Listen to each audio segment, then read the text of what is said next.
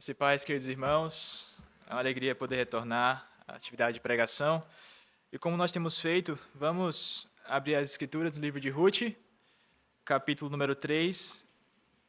Tenho tido o privilégio de expor sequencialmente este belo livro, Ruth, capítulo 3. Dessa feita irei ler o versículo de 1 a 5. Assim diz a palavra santa do nosso Deus. Disse-lhe Noemi, sua sogra: Minha filha, não hei de eu buscar-te um lar para que sejas feliz? Ora, pois não é Boaz na companhia de cujas servas estivestes, um de nossos parentes? Eis que esta noite alimpará a cevada na eira. Banha-te e unge-te, e põe os teus melhores vestidos, e desce a eira. Porém não te des a conhecer ao homem, até que tenha acabado de comer e beber. Quando ele repousar, notarás o lugar em que se deita, e então chegarás e lhe descobrirás os pés, e te deitarás. Ele te dirá o que deves fazer. Respondeu-lhe Ruth: Tudo quanto me disseres, farei. Irmãos, vamos orar pedindo ao Senhor a capacitação e iluminação para esse momento. Oremos. Senhor nosso Deus, nesse momento, ó Pai, após prestarmos louvores ao Teu nome e lermos a Tua palavra, nos aproximamos do momento da pregação da palavra. Momento, ó Deus, onde nós, com expectativa, olhamos para Ti, certo, Senhor Deus, de que é o Senhor que fala à Sua igreja, através da pregação fiel. Senhor, tem misericórdia de mim, que me coloco como instrumento em Tuas mãos para a edificação do Teu povo. Assim como o Senhor falou ao meu coração durante a semana, fala também ao coração dos meus irmãos, para que possamos entender a Tua vontade para nossas vidas. Assim oramos em nome de Jesus Cristo. Amém. Qual seria o enredo de uma perfeita história de amor segundo os nossos dias, segundo as pessoas da nossa época? Uma paixão proibida, como a retratada em Romeu e Julieta? Uma aventura perigosa, como o casal criminoso do século passado americano Bonnie and Clyde? Ou uma relação cheia de mal-entendidos que evolui para um amor intenso, como no clássico de Jane Austen, Orgulho e Preconceito? Muitos romances foram escritos, canções cantadas, filmes feitos que retratam um ideal de amor, um ideal de um relacionamento amoroso. E, de certa forma, como pessoas de nossa época, nós fomos influenciados por essa cultura desde os nossos primeiros dias. Conselhos como: siga o seu coração, se te faz feliz, faz sentido, se não te faz mais feliz, não faz mais sentido vocês estarem juntos, são bem populares nos nossos dias. Nós ouvimos isso da boca de várias pessoas. Eu poderia continuar aqui citando inúmeros conselhos que muitas pessoas dão a respeito de relacionamentos amorosos. Os conselhos esses que distorcem aquilo que Deus tem como um romance ideal, aquilo que é a vontade de Deus para os relacionamentos entre os seus filhos. E como criaturas de Deus, vivendo em um mundo criado por Deus, nós temos a certeza que o romance também foi criado pelo Senhor. Possui um propósito designado pelo Senhor e deve ser vivido e experimentado por nós da maneira que Deus deseja que assim seja. Somente o Senhor, então, como o Criador do mundo e Criador das suas criaturas, é que tem a autoridade de dizer como nós devemos enxergar o romance. Nós temos livros na Bíblia que retratam sobre isso, o livro de Cantares e outras histórias, mas a história de Ruth fala bastante sobre um romance. Um romance, como nós vimos nas últimas pregações, um romance inesperado, um romance imprevisto, um romance completamente imprevisto para os homens, mas na perspectiva divina nós vemos a mão do Senhor conduzindo todas as coisas para que Ruth pudesse conhecer então a Boaz. E o nosso texto conta o início desse enlace amoroso.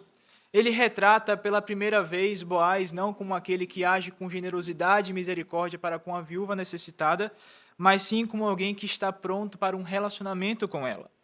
Este relacionamento, que até então era um relacionamento meramente trabalhista, como no capítulo 2 nós vimos, agora é idealizado na mente de Noemi como um potencial relacionamento amoroso.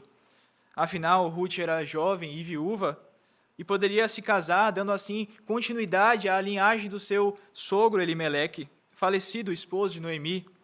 A continuação, então, dessa linhagem significava muito para essa família e era muito importante para a cultura judaica. A continuidade dela indicava a honra, a tradição e a bênção do Senhor sobre uma casa, enquanto, do outro lado, se uma família viesse a ser aniquilada por não ter mais filhos homens, para que desse continuidade a essa linhagem, isso poderia trazer um desprazer para a sua casa, um esquecimento, e poderia ser um sinal do desprazer do Senhor para com essa família. Mas nós temos visto, irmãos, desde o início do capítulo 2 até agora, que apesar de tantas situações difíceis experimentadas por Noemi e Ruth, ainda em Moabe, retornando para Belém, e vimos o poder do Senhor conduzindo as pequenas coisas para que Ruth pudesse conhecer a Boaz, nós vemos que Deus tem um plano de fazer essa linhagem continuar, de fazer com que essa casa não viesse a ser aniquilada, e nós vimos na última pregação que esse plano é muito maior do que apenas uma circunstância local. Mas se você for olhar as seguintes analogias, você vai perceber que Ruth faz parte da linhagem do rei Davi, e não somente do rei Davi, mas do rei, o nosso Senhor Jesus Cristo. Então essa família aqui, dentro da perspectiva da narrativa divina, tem um papel muito importante da sequência, da continuidade, da bênção de Deus e principalmente da redenção que o Senhor havia planejado antes da fundação do mundo para os seus filhos. Nós veremos nesse momento, no capítulo 3, como essa história de amor revela também o ideal que Deus tem a respeito dos relacionamentos cristãos amorosos, como Deus deseja que os seus filhos relacionem-se um com os outros. Nós veremos a respeito disso nesses versículos. Por isso, nós temos como tema deste sermão um romance em Belém. Nós veremos, então, 3 marcas de um romance ideal, de um romance que agrada a Deus, tendo como base esse texto. A primeira marca, irmãos, que nós devemos ver a respeito do romance ideal, do romance que agrada a Deus, é que é um romance pactual. O que eu quero dizer com isso, irmãos? A primeira coisa que nós podemos ver é que Ruth e Noemi estavam pensando em um casamento que fosse realizado dentro da comunidade do pacto. Isso não pode ser deixado de lado, isso é muito importante. Isso quer dizer que a vontade do nosso Deus para a formação de famílias se dá justamente com a sua origem dentre os filhos do Senhor, originado entre os irmãos do pacto do Senhor. Nós podemos ver esse princípio em nosso texto. Esse é o argumento principal de Noemi. Ela constata que Boaz faz parte da sua família da fé. Ele não era apenas um homem rico que poderia ajudar a tirar essas 2 mulheres da pobreza e casar com Ruth, mas ele era um homem que estava dentro da linhagem dos parentes mais próximos de Noemi e Ruth. E dentro da lei do levirato, que nós temos visto até então, mostra que ele era, então, um resgatador em potencial, alguém que poderia ser acionado como um direito dessas viúvas para que pudesse suscitar a herança para Elimeleque e retirar essas mulheres dessa condição tão desfavorável. E, em certo sentido, por ser a única sobrevivente do clã de Elimeleque, Noemi sentia-se na obrigação familiar de fazer algo por Ruth. Ela sentia que esse peso estava sobre suas costas por ser a única sobrevivente desse clã. Mas acontece, irmãos, que ela não possui mais filhos. Ela não possui mais um marido, ela não possui mais esperança ou expectativa de poder fornecer para Ruth essa solução para um problema. Vocês lembram, irmãos, que foi justamente esse o motivo da sua argumentação no capítulo 1? Quando ela está ali constatando a mão do Senhor pesando sobre a sua casa, quando o seu esposo e os seus filhos morrem, ela diz para Orfa e para Ruth: vão embora, filhas minhas. Vão para a casa dos seus pais. Vocês podem arrumar esposos lá, vocês podem casar, vocês podem recomeçar as suas vidas lá. Mas Ruth fala: não irei. Eu vou contigo e o teu Deus é meu Deus. E nós vimos aquela declaração bela. E Noemi fala: eu não tenho filhos para dar para vocês. Eu não posso prover a solução para o seu problema. Mas agora, Noemi percebe: opa, nem tudo está perdido. Nós temos uma mudança de um cenário. Aquilo que parecia ser um cenário de desesperança, sofrimento e tristeza, ela volta para Belém, como uma amargurada do Senhor. Ela diz: não me chamem mais de Noemi, me chamem de Mara, porque a mão do Senhor descarregou sobre mim. Agora ela vê a luz no fim do túnel, ela vê o Senhor conduzindo todas as coisas para um fim proveitoso. Quando Ruth vem do trabalho, do campo de Boaz, no capítulo 2 nós vimos, Noemi diz: bendito seja o Senhor, que não tem deixado da sua misericórdia e fidelidade, nem para com os vivos, nem para com os mortos. Noemi tem visto, irmãos, que a fidelidade do Senhor se estende de geração em geração, que as misericórdias do Senhor são as causas de nós não sermos consumidos, que elas se renovam a cada manhã. Ela vê isso e diz: olha, Boaz é um resgatador em potencial. Filha minha, não a ele dentre um dos nossos parentes próximos. O cenário mudou, irmãos. Nós vemos um contraste muito grande entre as declarações de Noemi no capítulo 1 e no capítulo 3. Ela agora está cogitando um casamento, mas esse casamento não é com qualquer homem. Esse é um ponto muito importante aqui. O próprio Boaz, quando encontra-se com Ruth, ele fala: você poderia ter encontrado homens mais novos, você poderia ter encontrado um outro homem para casar-se, por que você me escolheu? Porque certamente nós podemos inferir que Boaz era muito mais velho do que Ruth. Mas nós vemos que dentro dessa perspectiva narrativa, Noemi e Ruth só estavam cogitando um casamento que fosse dentro das leis do Senhor, que fosse dentro da comunidade do pacto do Senhor. Mas talvez você pense: mas Ruth não era israelita. Ruth era uma moabita. Seria esse então um casamento misto? Porque Boaz de fato era israelita, mas nós vimos que a união entre Israel e Moabe, alguns tempos atrás, não deram coisas boas. Como nós poderíamos, então, justificar esse ponto? A minha resposta, irmãos, é que, de fato, o casamento entre Ruth e Boaz, do ponto de vista étnico, era um relacionamento misto, mas espiritualmente não. Nós temos visto, irmãos, como Ruth tem provado com as suas palavras e ações que ela era, de fato, uma mulher virtuosa. Não é exatamente isso que Boaz diz: todo mundo em Israel sabe do que você tem feito à sua sogra. Você buscou auxílio sob as asas do Senhor da aliança. Ruth tem demonstrado, irmãos, que a sua esperança não está na sua sogra, a sua esperança não está em si mesma, a sua esperança está no Deus da aliança, e nós vimos que Deus abrigou esta pagã em seu seio. O Senhor trouxe de longe para perto, e nós vimos algumas pregações atrás que essa também é a nossa história. Nós nascemos em pecado fomos concebidos por nossas mães, mas o Senhor nos atraiu com o seu amor, com a sua graça, e agora nós somos chamados de filhos de Deus. Assim também aconteceu com Ruth. Atraída de uma nação pagã, de um povo distante para perto, Ruth não era israelita de nascença, assim como nós também não somos filhos de Deus por nascença, mas nós fomos atraídos, assim como Ruth, e somos agora filhos do Senhor. Logo, não era um casamento misto, era um casamento entre dois servos do nosso Deus. Além disso, irmãos, o casamento sendo exclusivo entre pessoas do pacto divino, não era algo que Noemi estava inventando. Ela não está inventando a roda, ela não está pensando algo novo, pelo contrário. Desde o início da Bíblia, nós podemos ver em Gênesis 3,15, aquilo que é dito como a inimizade entre as duas famílias. Irmãos, existe uma fórmula simples que nós podemos ler em toda a palavra de Deus, que é: filho de Deus casa-se com filha de Deus. E nós não podemos inverter essas posições ou mudá-la. Pelo contrário, quando nós lemos em Gênesis 3,15 que Deus instituiu uma inimizade entre o descendente da mulher, a família do Senhor, e o descendente da serpente, nós vemos uma inimizade irreconciliável entre essas duas famílias. Nós não podemos unir aquilo que Deus separou, assim como nós não podemos separar aquilo que Deus uniu. Logo, o casamento, na perspectiva divina, deve ser um casamento entre dois filhos do pacto, dois servos do Senhor. E não foi justamente esse o medo de Abraão em Gênesis 24?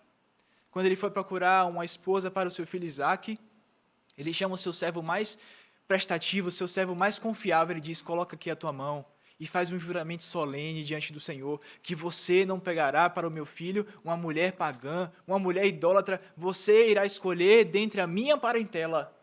Nós podemos ver, irmãos, inúmeros outros versículos e textos que falam sobre isso. Por exemplo, no Novo Testamento, o apóstolo Paulo. Essa crença de que existe uma diferença entre a família de Deus e a família da serpente é tão verdade que o apóstolo Paulo fala com perplexidade em 2 Coríntios capítulo 6. Ele diz: que comunhão há entre a luz e as trevas, irmãos? Que harmonia há entre Cristo e o maligno? Que harmonia há entre um cristão e o incrédulo? Irmãos, até mesmo falando às viúvas, Paulo diz em 1 Coríntios 7:39, a mulher que, se o marido vier a morrer, ela está livre para casar-se. Ele diz: no entanto, case-se no Senhor. Queridos irmãos, a perspectiva do Senhor para o casamento é que seja um casamento pactual, vivido entre filhos do Senhor. Esse é o texto exposto em todas as Escrituras e não é diferente do nosso texto no capítulo 3. Noemi quer arrumar um casamento para a sua nora, mas não poderia ser com qualquer homem, precisava ser com um parente, alguém que partilhasse da sua fé, alguém que fosse um servo do Senhor. Mas se ainda assim, irmãos, vocês não estiverem convencidos a respeito disso, lembre-se Quantas histórias tristes nós encontramos na palavra de Deus, quando aqueles que são servos do Senhor buscam um jeito diferente de viver o relacionamento amoroso.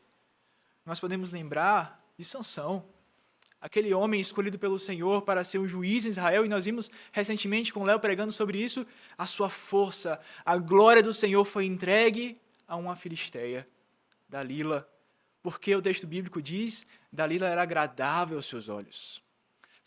Sansão não foi conduzido pelo temor do Senhor, Sansão não foi conduzido pela fidelidade ao Senhor, Sansão esqueceu-se do pacto do Senhor, Sansão esqueceu-se da identidade que ele tinha diante de Deus e ele seguiu o seu próprio coração, por quê? Porque Dalila era agradável aos seus olhos. Esse termo, agradável aos olhos, não te lembra alguma coisa? Na árvore, no jardim do Éden, o fruto era agradável aos olhos de Eva. Irmãos, Jeremias diz, enganoso é o coração do homem, desesperadamente corrupto, quem o conhecerá? Maldito o homem que confia no homem. Noemi estava provando isso na pele, irmãos. Elimeleque, diante do sofrimento, da fome que Deus coloca sobre seu povo, ao invés de buscar a face do Senhor, ao invés de clamar ao Senhor por misericórdia, ao invés de permanecer em Belém, onde a bênção pactual de Deus estava, ele tenta dar o seu jeito. Ele tenta ir para os campos de Moabe e estabelecer ali a sua casa, uma terra pagã e idólatra. E nós vimos apenas sofrimento e dor, persegue esse homem porque o salário do pecado é a morte. Mas Noemi e Ruth estavam buscando agora um caminho diferente, um caminho de fidelidade, um caminho de piedade, e quando elas vão buscar então um casamento para essa jovem viúva, a resposta não poderia ser outra. Precisa ser sobre a bênção pactual do nosso Deus. Exatamente isso que acontece. Contudo, irmãos, existem queridos irmãos entre nós e em outras igrejas também, em toda parte, que mesmo diante de um ensino como esse, preferem confiar em uma espécie de pragmatismo, dizendo, eu conheço tantas pessoas que deram certo. Deus é poderoso, às vezes Deus tem um propósito. Existe até aquela expressão, um namoro missionário, um noivado missionário. Irmãos, muitas vezes, por mais que isso seja engraçado, nós tentamos dar um jeitinho, dar uma forcinha, fazer do nosso jeito, irmãos. Mas não é assim que nós temos visto aqui. Eu sei que Deus é misericordioso. Deus, de fato, faz coisas grandes. O Senhor é capaz de transformar relacionamentos começados da forma errada em coisas que dão certo, pela misericórdia do Senhor. Mas, irmãos, quão vil é usar da misericórdia e da graça do nosso Deus contra o nosso próprio Deus. Abusarmos da sua paciência, da sua longanimidade, pensando, não, o Senhor é perdoador, o Senhor é bom, o Senhor é misericordioso, enquanto nós não estamos pensando que essa atitude ofende e entristece o nosso próprio Deus.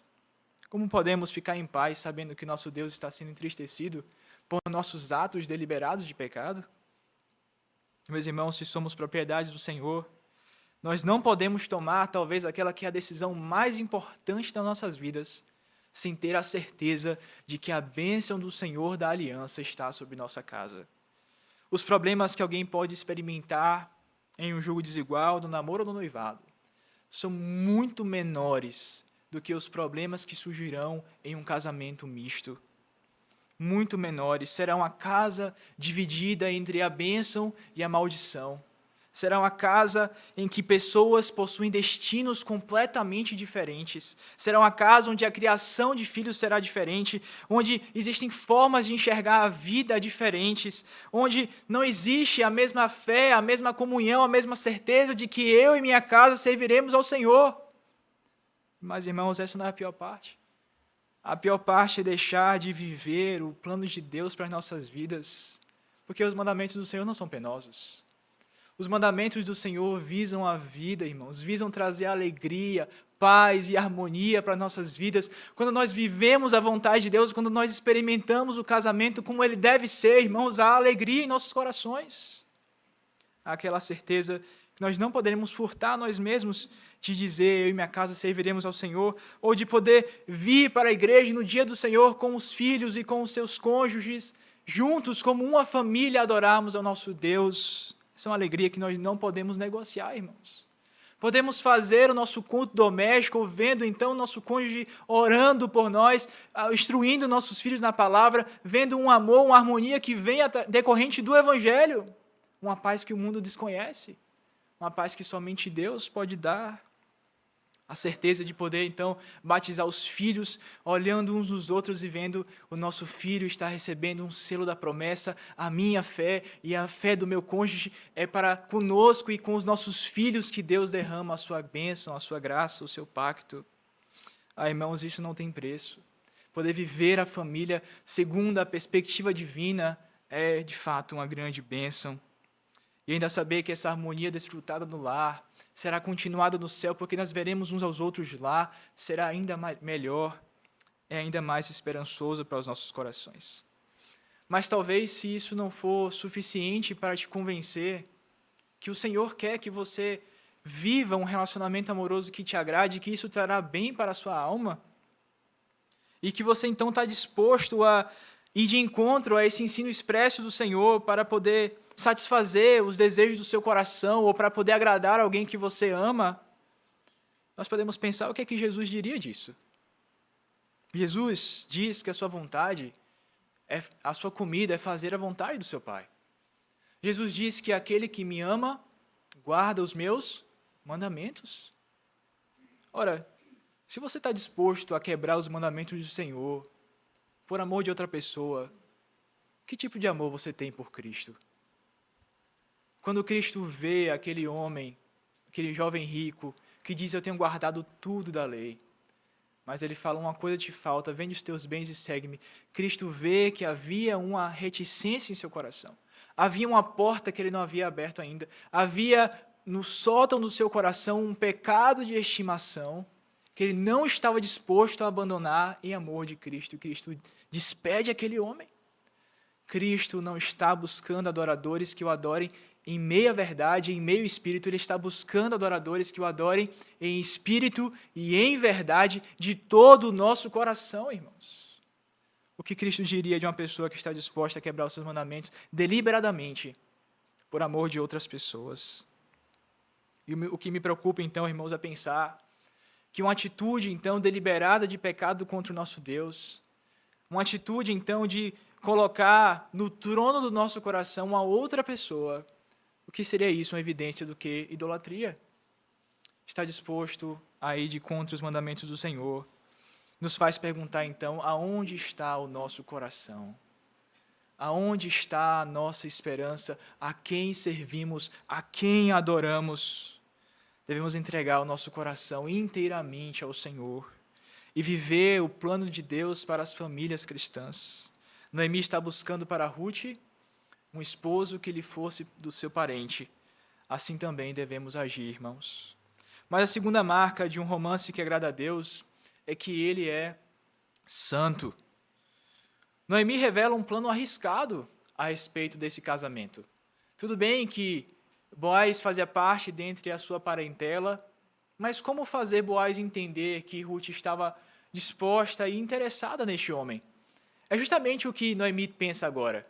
Como nós podemos fazer isso acontecer de fato? Então, Noemi ela demonstra um plano arriscado, um plano ousado, um plano que, à primeira impressão, poderia trazer à nossa mente vulgaridade. Talvez Noemi estivesse aqui pensando, olha, você veio de Moabe, não é?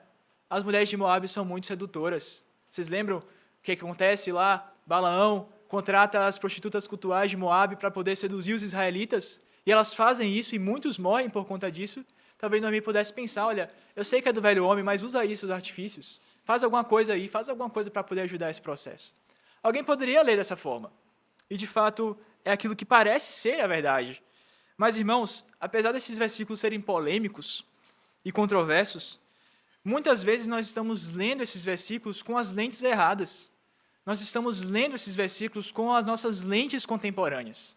Para poder a gente entender o que é que de fato o narrador quer mostrar aqui, nós precisamos voltar um pouco atrás e entender o contexto cultural destes irmãos. É preciso enxergá-lo nessa perspectiva. Essa interpretação de vulgaridade, de jogo de sedução, é uma interpretação errônea, ao meu ver, e ao ver de muitos comentaristas. Elas não estão utilizando das cartas da sedução aqui para garantir a bênção para a sua família e, consequentemente, para Noemi. No entanto, essa perspectiva, irmãos, de que elas estão tentando dar um jeitinho, tentando dar uma força para Deus, tentando, de alguma forma, fazer esse plano dar certo, vai justamente de encontro a tudo aquilo que o narrador tem falado até aqui. Veja, Ruth tem sido narrada como uma moabita que abandonou o seu Deus. Ela abandonou a sua terra. Ela disse isso para sua sogra: a sua terra é a minha terra, o seu Deus é o meu Deus. Nós estamos vendo aqui uma Ruth que ela vai buscar abrigos nas asas do Senhor. Nós vemos uma Ruth humilde, uma Ruth serva, fiel, piedosa, uma Ruth louvada por Boaz e entre os demais. Como é que agora a Ruth vai deixar tudo isso de lado e agir como uma mulher pagã, uma idólatra, tentando seduzir um homem do Senhor? Como é que essa narrativa tão bela e santa agora será maculada pelos jeitinhos que nós estamos tão acostumados a ver em nossa sociedade? Nós não podemos entender dessa forma. A mesma perspectiva Noemi. Veja, elas estavam sofrendo fome em Belém, com Elimeleque, muito tempo antes de Ruth ser conhecida. E então, diante daquela fome, o que é que eles fizeram? Eles tentaram dar um jeitinho. Eles tentaram sair de Belém e procurar alimento em Moabe. Eles tentaram estratégias que iriam de encontro à vontade do Senhor. E Noemi pagou em sua própria pele, ela sentiu a amargura do pecado, do preço do pecado. O seu esposo morreu, irmãos, os seus filhos morreram por conta disso. Será que Noemi não aprendeu a lição ainda? Será que Noemi não entendeu que de fato não é assim que funciona? Não é assim que se vive, mas sim se submetendo à poderosa mão de Deus para que no tempo exato Ele vos exalte? Irmãos, a construção dessas duas personagens, Noemi e Ruth, estão indo em direção a uma piedade, a uma exaltação, a uma transformação e não a um retrocesso. Eu não consigo enxergar o texto dessa perspectiva, de uma sedução, de alguma forma apontando para um pragmatismo. Mas eu acredito, na verdade, que esse texto aponta justamente o contrário. Na verdade, o texto aponta justamente o contrário. Então, depois de nós descartarmos a estratégia de sedução, a sua pergunta é, bom, qual a explicação, então, dela ter que botar vestido, se ungir, deitar às ocultas à noite, ao lado de um homem solteiro? E aí? Como é que a gente pode entender isso? Irmãos, como eu falei, observando o contexto cultural, nós podemos entender qual é o plano de Noemi aqui. A resposta é que, na verdade, essa troca de roupas, essa simbologia de ações, como eu acabei de dizer, é uma simbologia, é uma comunicação externa de interesses pessoais, de perspectivas internas do coração.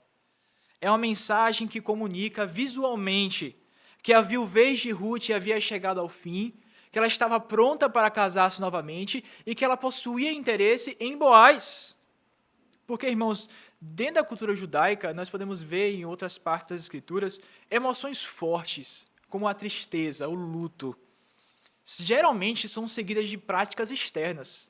Vamos lembrar de alguns casos? Nós podemos lembrar de Davi. Quando o seu filho, com Batseba, estava pronto para morrer, Davi ele se transtornou, deixou de tomar banho, deixou de comer, o seu semblante se descaiu, as suas roupas foram mudadas por conta do seu luto, ou seja, rasgar as vestes, colocar a cinza sobre a cabeça, são atos externos que revelam o coração. E é exatamente isso que nós estamos vendo aqui. Em outro texto, muito próximo, 2 Samuel 2, 14, 2, é dito o seguinte, a respeito de uma estratégia que eles estão pensando para demonstrar luto. Fala o texto, abre aspas, finge que estás profundamente triste. E como é que eles vão convencer de que a pessoa está profundamente triste? Veja só, põe vestidos de luto, não te unjas com óleo e sê como uma mulher que já está há muitos dias de luto por conta de algum morto. Vocês percebem, irmãos? Coloque vestidos de viuvez, não te unjas com óleo, ou seja, é justamente o contrário do que Noemi está falando para Ruth. Noemi fala, olha, troca esse vestido, volta a tomar banho direito, a se arrumar, a se ungir de óleo, demonstra que você não está mais viúva, que você não está mais de luto. É isso que ela quer demonstrar. Não há, irmãos, vulgaridade aqui. Tendo isso em mente, então, nós podemos ver que Noemi está orientando a sua nora Ruth a demonstrar um respeito às tradições, um respeito à pessoa de Boaz, porque assim, o simbolismo não para na vestimenta, irmãos. Ela diz, olha, quando ele estiver deitado, já farto de comida e bebida, você vai chegar e vai descobrir os seus pés e vai deitar aos seus pés e não vai fazer absolutamente nada. Espera ele te perceber ali. O que é que ela quer dizer, irmãos? O que Noemi está pensando é que esses atos simbólicos demonstram muitas coisas, irmãos. Ela está mostrando que não está mais viúva, que ela possui interesse em Boaz e que ela está deitada aos pés de Boaz. Uma posição de submissão, de dependência, de vulnerabilidade. Não é ao lado, ela não está buscando um contato corpo a corpo, ela não quer seduzir a Boaz, ela se coloca aos pés dele. E não fala, olha Boaz, eu estou aqui, vamos ter alguma relação. Não é isso, ela descobre os seus pés e espera que ele acorde. E alguns comentaristas vão dizer, ela espera que ele acorde com o vento frio, porque naquela época fazia frio na eira, que ele estava no campo aberto. Então o frio iria trazer ao seu pé sensibilidade. Nós sabemos que as extremidades do corpo geralmente ficam mais frias, nós sentimos mais o frio. Ele, ao acordar sutilmente pelo frio, ele perceba que tem uma mulher deitada aos seus pés. Irmãos, veja a delicadeza do plano de Noemi para com Ruth. Não há vulgaridade, não há sedução. Pelo contrário, irmãos, há santidade. Mulheres que estão tentando, buscando de todas as formas, mesmo em uma circunstância desesperada, de sofrimento e desesperança, elas não estão dispostas a flexibilizar os seus valores de santidade. Elas querem agradar a Deus, elas estão vivendo diante da presença de Deus. É isso que nós vemos aqui. Irmãos, essas são cenas de um romance marcado pela santidade. E essa história nos leva a pensar, então, nos leva a refletir sobre nossas vidas e a pensarmos como eu e você idealizamos um romance dos sonhos. Um romance ideal. Uma pessoa fisicamente atraente, um relacionamento que tenha, entre aspas, química, alguém que tenha uma ótima condição financeira, que possa nos dar uma vida de luxo e conforto, alguém que irá nos tratar exatamente como nós desejamos ser tratados. E assim, irmãos, nós deixamos para os últimos requisitos dessa lista: a santidade, o testemunho cristão, a piedade, a vida diante de Deus. E aí nós perguntamos, então, qual é a prioridade que nós damos aos relacionamentos amorosos? Onde está a busca pela glória de Deus em nossos relacionamentos amorosos, irmãos?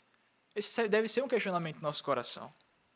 Quando cristãos estão procurando relacionamentos amorosos, em uma perspectiva de uma busca por uma atração meramente física, por um prazer meramente físico, por conforto, por dinheiro, por filhos, por um futuro melhor, por mais que essas coisas sejam boas, nós estamos perdendo de perspectiva o principal. O casamento não é só sobre isso, irmãos. O casamento é sobre revelar o Evangelho, sobre revelar a glória de Deus na face do seu Filho, em amor da sua igreja.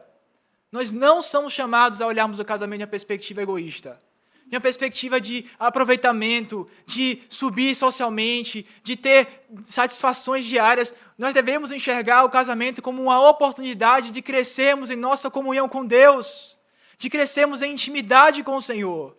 Nós somos chamados a sermos servos e não a sermos servidos, irmãos. Nós somos chamados a espelhar o Evangelho e não a buscarmos outras coisas. Esse não é o ponto principal, irmãos. O relacionamento é sobre Cristo, não é sobre nós. É sobre a glória de Deus manifesta nos relacionamentos. Não é sobre os nossos sonhos. O romance não foi criado como um mecanismo de prazer ou de alguma forma trazer felicidade sem parar. O relacionamento foi criado por Deus para revelar a glória de Cristo. Nunca se esqueça disso. Nunca desvirtue isso. Nunca faça do seu relacionamento outra coisa. Porque esse não é o propósito pelo qual ele foi criado. O relacionamento amoroso é sobre Cristo e a sua igreja. É sobre duas pessoas que estão buscando conhecer mais ao Senhor juntos. É sobre duas pessoas que estão impulsionando umas às outras a demonstrarem graça diariamente, a perdoarem 70 vezes 7, a serem pacientes, longânimos, misericordiosos, terem domínio próprio, demonstrarem um amor que nós recebemos da parte de Deus na pessoa de Cristo Jesus. É assim que o casamento deve ser visto, irmãos. Duas pessoas cada vez mais próximas, cada vez mais sendo instrumentos nas mãos do Redentor, de lapidação e de santificação na vida um do outro. Diante disso tudo, responda sinceramente em seu coração: será que o seu namoro é assim? Será que o seu noivado é assim? Será que o seu casamento é assim? Queridos irmãos, Noemi, Ruth, Boaz apresentam condutas, palavras e ações que enxergam o romance como ele deve ser. O romance deve ser santo. Mas em terceiro e último lugar, a última marca de um romance que agrada a Deus é que ele honra as autoridades, ele honra os pais. Veja o que está escrito no versículo 5. Respondeu-lhe Ruth: tudo quanto me disseres, farei. Na versão NAA está escrito: vou fazer tudo o que a senhora está me pedindo. É interessante, irmãos, que Ruth tenha dito isso, porque o pedido de Noemi não é um pedido fácil.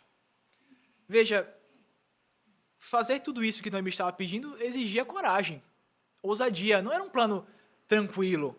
Ela deveria esperar a hora certa, vestir-se, preparar o seu coração, contar com a possibilidade de dar errado, encontrar Boaz sozinho, esperar que Boaz iria agir de maneira favorável, tudo isso em um cenário de viuvez, pobreza, uma mulher estrangeira, sem esperança, sem ninguém, em uma terra estranha.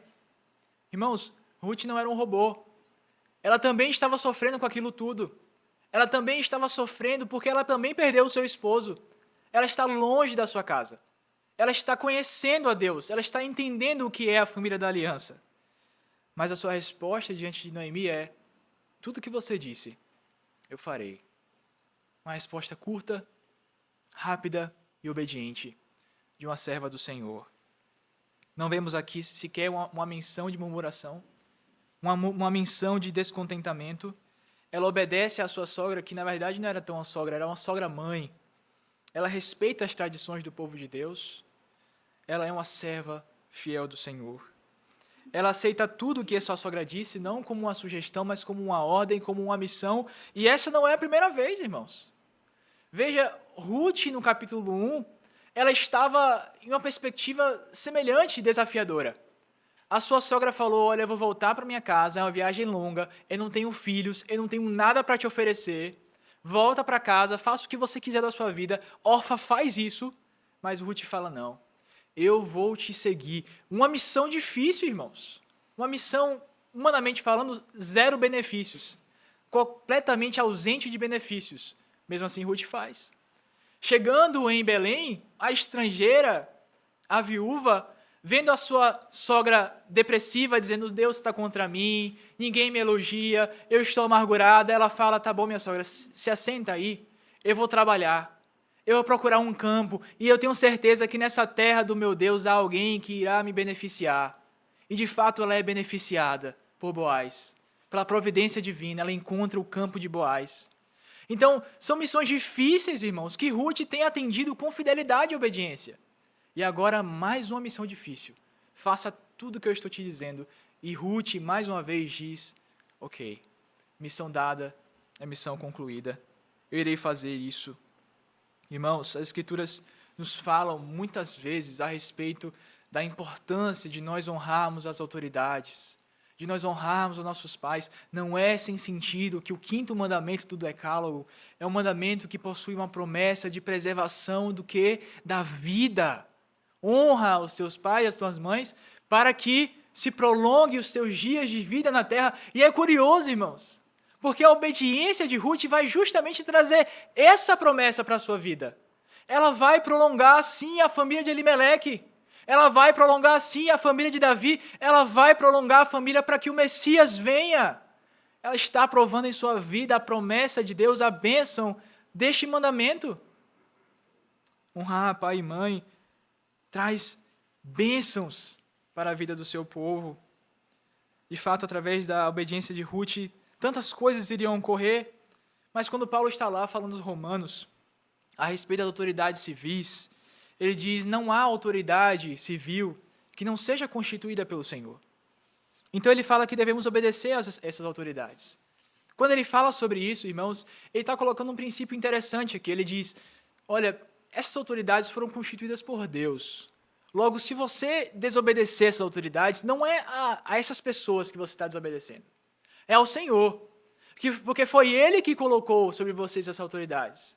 E é por isso que nosso Catecismo Maior de Westminster, quando vai falar sobre os mandamentos, sobre aquilo quais são as práticas envolvendo esse mandamento, ele diz a obediência às autoridades civis, a obediência aos pais, a obediência aos esposos, a obediência aos oficiais da igreja. Ou seja, irmãos, tudo isso que envolve a obediência às autoridades está dentro da vontade de Deus para manifestar a sua bênção para as famílias. Não é sem razão que ele diz que os pais devem então exercer essa autoridade com os filhos, e os filhos devem obedecer aos seus pais. Não é sem razão que ele diz que os homens são autoridade sobre as suas esposas. Não é sem razão que ele diz que os pastores eles são autoridade sobre as ovelhas, porque existe essa hierarquia da parte do Senhor. Não é hierarquia baseada em mérito, mas sim porque o Senhor arquitetou que assim funcionasse a civilidade, a sociedade, irmãos. Nós não estamos falando aqui em perspectivas que estão destoando com a palavra do nosso Deus. A obediência, de fato, recompensa. Entretanto, irmãos, voltando aqui para o contexto dos relacionamentos amorosos, nós somos levados a pensar, diante de um padrão como esse de Ruth, como os nossos jovens têm pensado e escolhido as pessoas com que eles vão se casar. Que tipo de partido, entre aspas, você é para as pessoas que estão solteiras na sua igreja? Irmãos, muitos relacionamentos começam desse jeito. Quando pais são consultados. Quando são consultados.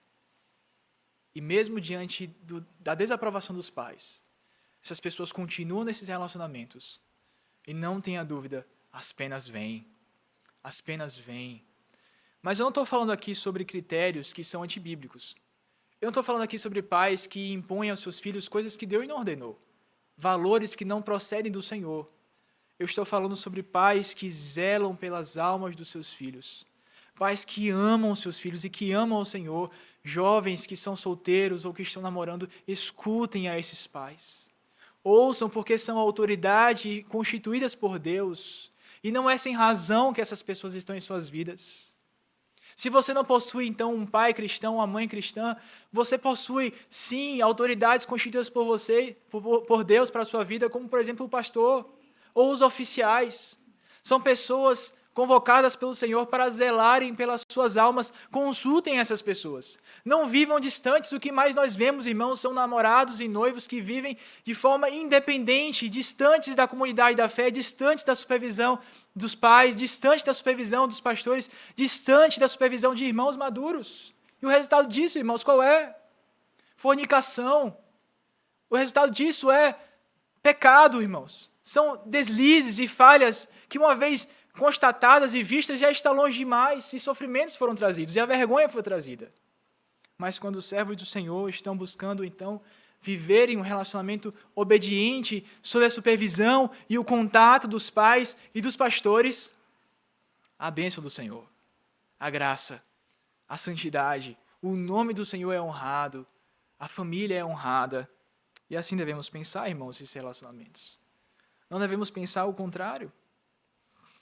Por isso, irmãos, o romance que agrada a Deus não é uma aventura proibida, é um romance marcado pela obediência às autoridades, é legítimo, ele não se envergonha, não possui coisas ocultas, não possui coisas secretas, namorados e namoradas não pertencem uns aos outros, maridos e mulheres sim, assim devemos pensar, irmãos, porque Ruth e Boaz não eram casados ainda, e havia santidade e respeito, eles não se conheceram. Assim também, aqueles que são jovens e não contraíram casamento ainda, devem agir. Se Elimeleque, no capítulo 1, não honrou a Deus por ter buscado fazer as coisas do seu próprio jeito, em meio aos sofrimentos da fome, Ruth honrou ao Senhor como uma filha obediente à sua sogra-mãe. Mesmo diante de um plano ousado, o Senhor abençoou a sua serva. Queridos irmãos, essa história revela a vontade do Senhor para as famílias. É certo que vivemos em um mundo quebrado. É certo que nós somos falhos. Ninguém aqui é perfeito. Ninguém aqui possui uma história perfeita. Todos carecemos da graça do nosso Deus. E a boa notícia é que, constatando o pecado em nossas vidas, não devemos ter vergonha de olhar para Cristo e dizer: eu preciso do Senhor, eu preciso da Tua graça, eu não sou capaz, eu não sou o suficiente, me ajuda, Senhor. Como aquele homem de Jericó disse: Senhor Jesus Cristo, Filho de Davi, tem compaixão de mim. Não há vergonha nisso, irmãos. Não há vergonha em fingirmos que nós somos santos, mas sim, melhor dizendo, não há vergonha em fingirmos que nós somos santos, mas não há vergonha em assumirmos como aquele homem batendo no peito: Senhor, ser propício a mim, pecador. Sem ousar olhar para os céus, ele sabia que ele carecia da graça, e a boa notícia, como eu falei, é: Cristo veio para os doentes, irmãos. Ele não veio para os sãos. Então, se você pecou nessa área, se você caiu nessa área, bem-vindo ao clube, todos nós pecamos um dia. Mas nós somos chamados e atraídos por Cristo, dizendo: eis que os vossos pecados são lavados, eis que eu vos farei mais brancos do que a neve, eis que está sobre você o meu amor, a minha graça, e eis que os seus pecados estão encravados na cruz do Calvário, o seu escrito de dívida está lá, e eis que novas coisas se fizeram. Estamos em Cristo, irmãos. Não há mais constrangimento. Quem se levantará? Quem tentará acusação contra os eleitos de Deus? É o Senhor quem os justifica. Irmãos, vermos o pecado em nossas vidas, de fato, deve trazer tristeza no nosso coração. Mas, graças ao Senhor que existe o Evangelho. O Evangelho é aquela situação onde nós somos comprimidos pela lei, que nos mostra a nossa maldade. Então, desesperançosos e sem termos para onde ir, nós podemos olhar para o alto, de onde virá o nosso socorro. O nosso socorro vem do Senhor. Nós podemos olhar para a cruz e vermos que ela está vazia. Ele é quem recebeu a maldição pelo meu pecado, pelo seu pecado. Busque o Senhor, então. Coloque diante dele a sua súplica. Entregue a sua vida ao Senhor. Confesse a ele o seu pecado e saiba que aquele que encobre a sua transgressão, esse não prospera. Mas aquele que confessa e deixa, alcançará a misericórdia. Irmãos, mesmo que sendo famílias imperfeitas, namoros, noivados e casamentos imperfeitos, há esperança para nós. Há esperança para nós. Busque o Senhor. Para finalizarmos, eu gostaria de concluir com algumas aplicações, além das que nós fizemos durante o sermão. O nosso texto é um poema, é uma exaltação à família como Deus idealizou. E por mais que nós encontremos dificuldade de tornarmos esta família verdadeira em nossas vidas, prática, isso não deve ser um desestímulo às nossas vidas. Pelo contrário, não está sob nossa força ou sobre nós a competência de sermos família de Deus. Mas é o poder do Senhor que trabalha em nossas fraquezas. Por isso, um texto como esse, quando nós olhamos para a vontade do Senhor, nós somos chamados a vivermos como Agostinho disse: Senhor, me capacita a fazer aquilo que Tu pedes de mim. E assim devemos fazer. Por isso, devemos amar e trabalhar pela família do Senhor. Vivemos em tempos, irmãos, que não é segredo. A família do Senhor vem sendo atacada de todos os lados. Diferentes perspectivas, flexibilização de valores, namoros, noivados e casamentos cada vez mais distorcidos e diferentes daquilo que o Senhor quer para as suas vidas. Mas e aí, o que nós faremos então? O que nós faremos então é justamente continuar engrossando as fileiras, batalhando pela fé e servindo ao Senhor com alegria. Por mais que nós vivamos em um mundo quebrado, então, pecadores falhos ao nosso redor e nós mesmos somos, então, precisamos lutar pelo Evangelho e pela família do Senhor. Colocando em termos práticos, irmãos, cada um daqueles que participam de uma família tem responsabilidades que devem ser vividas. Por exemplo, os homens. Irmãos, como homens do Senhor, como servos de Deus que imitam a Boaz, que imitam a Cristo, que entendem que o Evangelho é, então, esse paradigma para o casamento, devemos ser fiéis às nossas esposas.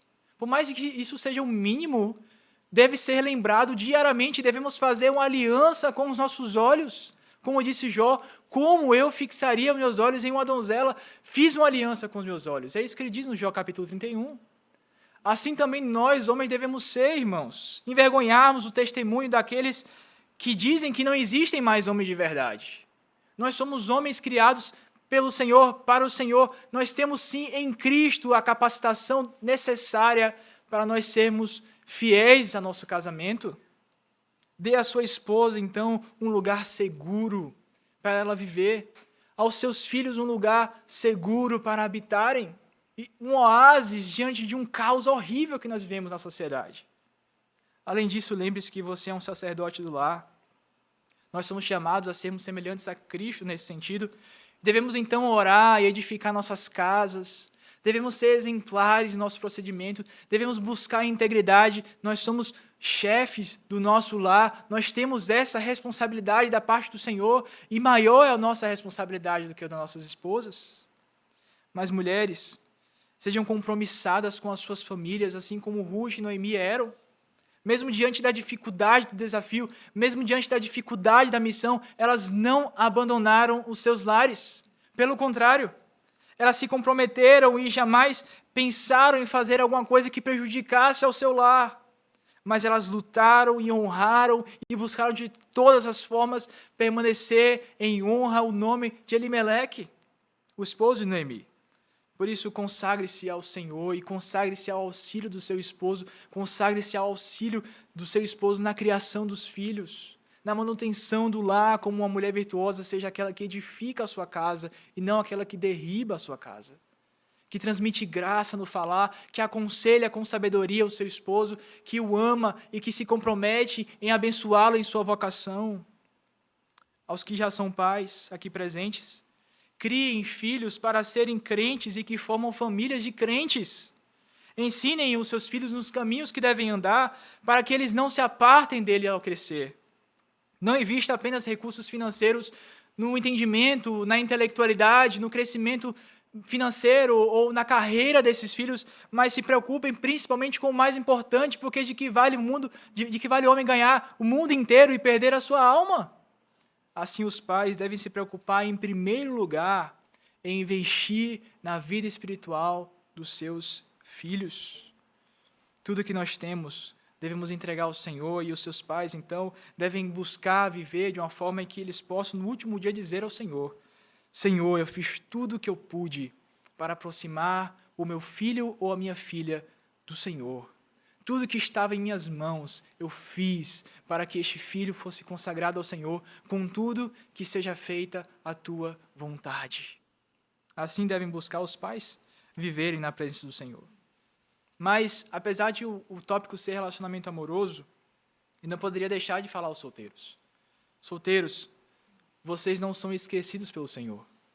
Vocês não fazem parte de uma categoria inferior aos casados. Vocês possuem um papel importante na família da fé. Vocês possuem dons e talentos dados por Deus para o serviço do povo de Deus. Vocês possuem mais tempo. Vocês possuem mais liberdade. Por isso, o lugar de vocês é entre os filhos do Senhor, não entre as vaidades dessa vida. Não gastando horas e horas no videogame. Não gastando horas e horas em festas ou em amizades infrutíferas, mas sim servindo ao Senhor com alegria. Você é importante também. E você faz parte da edificação dessa igreja. É preciso entender, irmãos, que Deus tem um plano para cada um. E cada um deve usar os seus dons e talentos para a glória do Senhor. Meus irmãos e irmãs, certamente o romance que agrada a Deus é muito diferente do romance que o mundo idealiza, que o mundo pensa. Enquanto crescemos influenciados por filmes, livros, músicas, devemos começar a ser influenciados pelo grande livro, a palavra do nosso Deus. Aprendermos a como vivermos relacionamentos amorosos a partir dela, para que o nosso Deus seja glorificado. Busquemos ao Senhor, irmãos. Deus tem um plano para as famílias. A sua vontade não será frustrada. As nossas imperfeições não irão impedir o Senhor de edificar nesta terra famílias para a glória de Deus. Vamos orar? Senhor nosso Deus, nós te damos graça, ó Pai, porque apesar de sermos confrontados, somos também animados pelo Senhor. Não está em nós, não é sobre nós, mas sim sobre o Teu nome, sim sobre a Tua família, Senhor. Edifica as famílias dessa igreja, Pai. Fortalece o Teu povo. Aviva-nos, Senhor Deus, para sermos como o sal e luz, estandarte da vitória, como baluartes da verdade, sermos levantados contra este mundo como um testemunho de que o Senhor reina, que o Senhor é poderoso, que o Senhor é bendito e todos devem olhar para o Senhor através das nossas vidas. Ó Deus, nos livra de darmos mau testemunho, Senhor. Perdoa-nos nossas fraquezas, o Senhor sabe. Perdoa-nos nossas falhas como maridos, pais, namorados, filhos, solteiros. Mas, Senhor, nós te rogamos que seja um novo tempo em nossas vidas.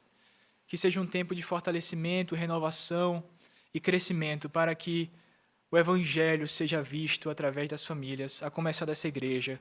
Em nome de Jesus Cristo nós oramos. Amém.